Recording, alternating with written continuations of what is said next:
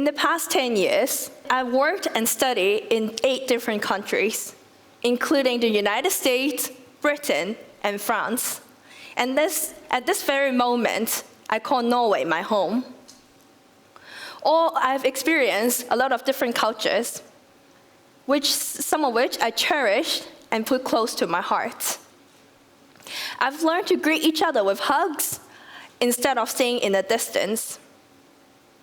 I've also developed my love for baguettes and cheese. And right now, drinking black coffee has become my daily routine. You could say that all of these experiences made up some parts of me.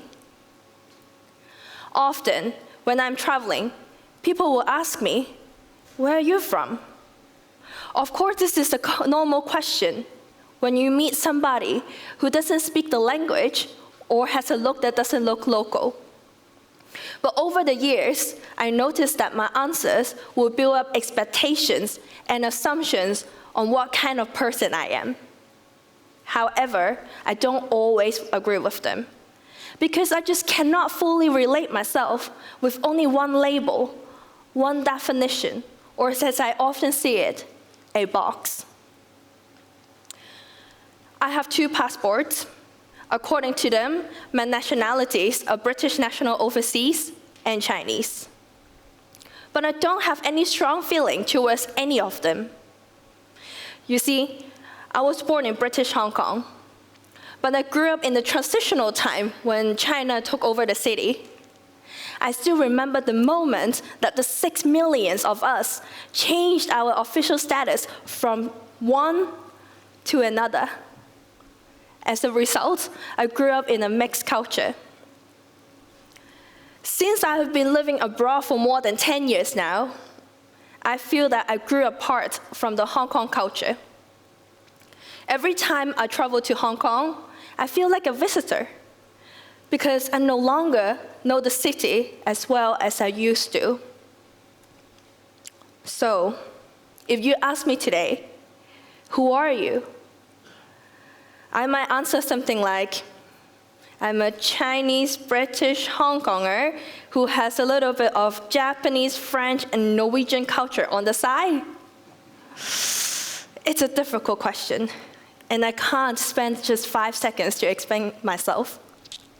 So what roots am I supposed to point at when people ask me where I come from, when I don't have any strong feeling towards one place in particular, but rather a little bit of all the places I've been to? I started questioning myself. Who am I? What group do I belong to? What do people expect of me when they ask me, where are you from? Is there a correct answer to this question? This was me some years ago, as a young individual trying to find the box or in identity to fit in. Whether I answer that I'm Chinese, I'm Hong Konger, or anything else, I still couldn't find these labels satisfying enough to describe myself. And this phenomenon is called identity crisis. It's a period of uncertainty when a person feels insecure about his or her expected role in the society.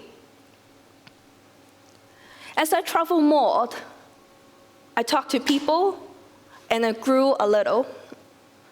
I discovered that this self-questioning process is quite common to many. There are many people who are living in a different culture than the one that they grew up with. There are also people with mixed background that they don't necessarily agree with the identity that they were given. Besides official status, the society often generalizes people in groups. As an example, girls with short hairs sometimes are seen as tomboys, but they don't have to be. Nerdy students could be fun too. And the same goes to the Norwegians. They don't have to be cold and asocial. We, as human beings, have the tendency to generalize similarities. we tend to conclude things that seem or behave in the same manners as the same things that we have known before. It is understandable, as there is so much information around us, we just don't have the time and capacity to process them all at once. By grouping information, it's easier for us to understand this world.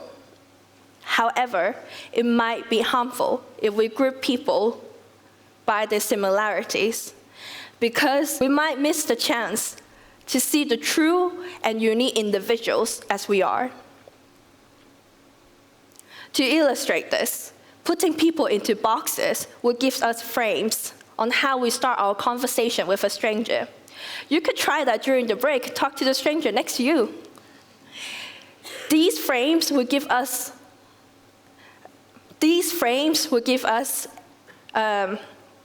affect how our conversations goes, depending on what kind of preconceptions we have in our heads.